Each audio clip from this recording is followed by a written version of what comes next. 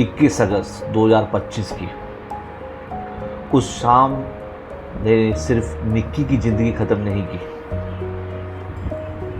उसने समाज से सवाल पूछा है, कब तक दहेज की आग मासूम बेटियों को जलाती रहेगी? कब तक औरत की आज़ादी परिवार की इज्जत से छोटी मानी जाएगी?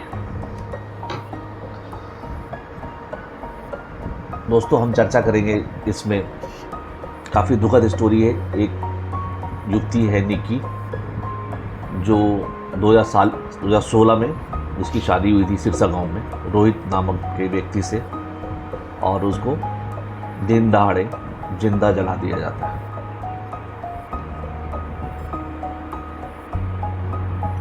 ये एक तरफ जहां भारत बहुत तेज़ी से डेवलप कर रहा,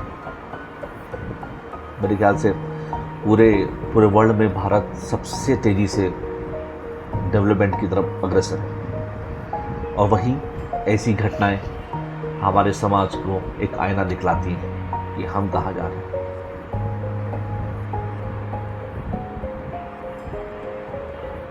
आज मैं आपको एक दिल दहलाने वाली कहानी बताता हूँ, इसके पीछे और इसकी सच्चाई से आपको वाकिफ कराता हूँ। घर का माहौल ठीक चल रहा था।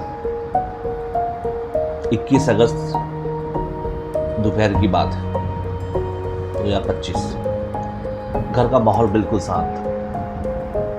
निक्की घर में खाना बना रही थी,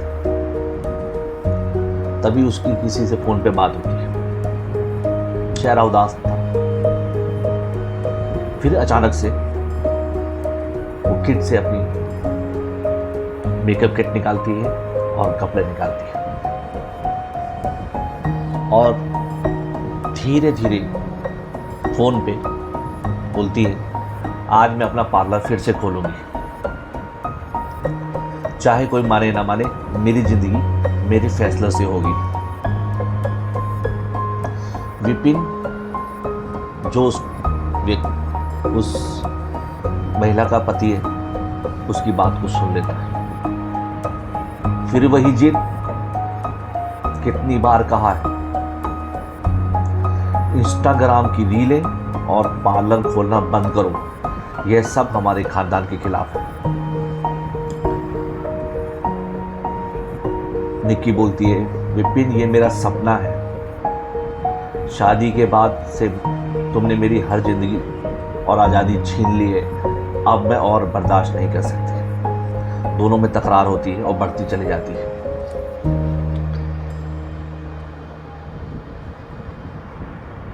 तभी विपिन की मां दया वहां पहुंचती है, घटनाक्रम के स्थल जहाँ पे ये वाकया चल रहा था, दोनों मियाँ बीवी के आपस में। उसकी माँ बोलती है, ये औरत कभी नहीं सुधरेगी बेटा, इसे समझाने का सिर्फ एक ही तरीका है, जरा वो अलमारी से केरोसिन का डब्बा निकाल कर लेके तो आ। बात शाम तक पहुंच चुकी होती है। 21 अगस्त का ही दिन होता है। घर का आंगन निक्की जोर से चिल्ला रही है, कंचन कंचन, और उसका बेटा उसे देख रहे डर के मारे। दीदी भागो, दीदी भागो, कंचन प्लीज भागो वहां से। विपिन गुस्से में निक्की पर केरोसिन डाल देता है और माचिस जला देता है, और आग भड़क उठती है। निक्की चिल्लाती है, बचाओ बचाओ। पूरा घर सन्नाटा, बच्चे चारों तरफ रोने लगते हैं। कंचन अपनी बहन को बचाने की कोशिश करती है, लेकिन बहुत देर हो चुकी होती है।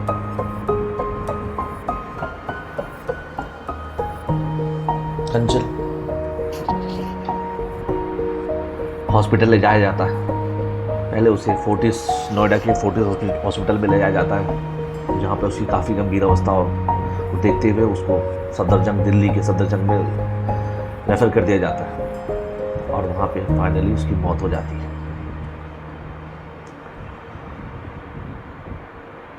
मामला पुलिस तक पहुंचता है।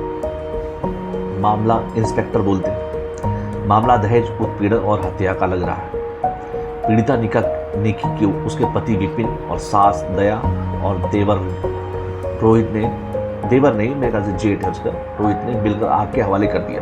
तीनों गिरफ्तार कर लिए गए हैं अब तक। कंचन का बयान दर्ज कर लिया गया है, जहां वो कहती है मेरी बहन को 9 साल से सताया जा रहा था, उसकी कमाई छीनी जाती थी, जो ब्यूटी पार्लर चलाती थी उससे वहाँ पे जो कमाई होती थी वो छीन ली जाती थी। और विपिन जो उसका पति था उसमें कुछ काम धंधा तो करता नहीं था, तो वो उसकी कमाई छीन के उससे दारू वारू कैश का याशी करने का उसका कुछ काम रिपोर्ट की गई। ठीक है, तो ओवरऑल आपको क्या समझ में आया कि जहाँ एक तरफ पति है जो कुछ काम धंधा नहीं करता, एक तरफ बीवी है जो अपने सपने को जीना चाहती है, वो कुछ काम करना चाहती है, कुछ आगे बढ़ना चाहती है, उसके 2 बच्चे भी हैं, उनके लिए भी कुछ करना चाहती है। इसके 2 पहलू निकल के आते हैं। एक, दहेज कहा जा रहा है कि जो लड़की के पिता थे उन्होंने काफ़ी मात्रा में धन दिया था दहेज शादी के टाइम पे। 2016 में जो उनकी शादी हुई थी उसमें काफ़ी धन दिया गया था, स्कॉर्पियो गाड़ी दी थी, बुलेट दिया था और 36 लाख कैश दिया गया, काफ़ी मात्रा में कैश भी दिया गया। और उसके बाद भी ये लोग करीब 30 से 35 लाख रुपए की और मांग कर रहे थे लगातार, जिसकी वजह से इसको प्रताड़ित किया जा रहा था महिला। और मांग को पूरा ना करते हुए एक दिन उसको दहेज के कारण जला दे जाता। एक तो एंगल ये बन के आता है। दूसरा एंगल ये निकल के आता है कि निकी को सोशल मीडिया का भी शौक था, जहाँ पे वो वीडियो बनाती थी नाच गाने की। बट आपको ये बात पता होगा कि कोई भी पति अपनी पत्नी की बारे में कुछ बुरा सुनना नहीं पसंद करेगा। तो जब उसका पति उसके बारे में पढ़ता था, उसके कमेंट्स पढ़ता था, जहाँ पे भद्दे भद्दे कमेंट्स दिए जाते थे, वो भद्दे कमेंट्स उसको नागुजार लगते थे। और यही कारण, इसी वजह से दोनों में तकरारें हुआ करती थी। वो मना करता था कि आप सोशल मीडिया का अकाउंट बंद कर दो, और निकी लगातार दबाव बना रही थी कि वो लगातार ये काम जारी रखना चाहती थी, क्योंकि उसके करीबन 50,000 इंस्टाग्राम पे फॉलोवर्स भी बन गए थे और बहुत तेज़ी से उसका अकाउंट ग्रो हो रहा था। जहाँ एक तरफ समाज नई चीज़ों को लेके चल रहा है, सोशल मीडिया उसमें से एक चीज़ है, उसी में और यही चीज़ें कुछ उनमें से जुर्म की एक नई पटकथा भी लिखती थी। तो आज हम लोगों को इससे कुछ सीख लेनी होगी कि जो नया युग है, क्या हम इसके लिए तैयार हैं? क्या सोशल मीडिया पे ये नाचती लड़कियां हमारे समाज को क्या दिखलाना चाहती है? और एक तरफ जहाँ ये दहेज की बात आ रही है, ये दिखाता है कि आज भी हम वहीं खड़े हैं जहाँ 50 साल पहले खड़े थे।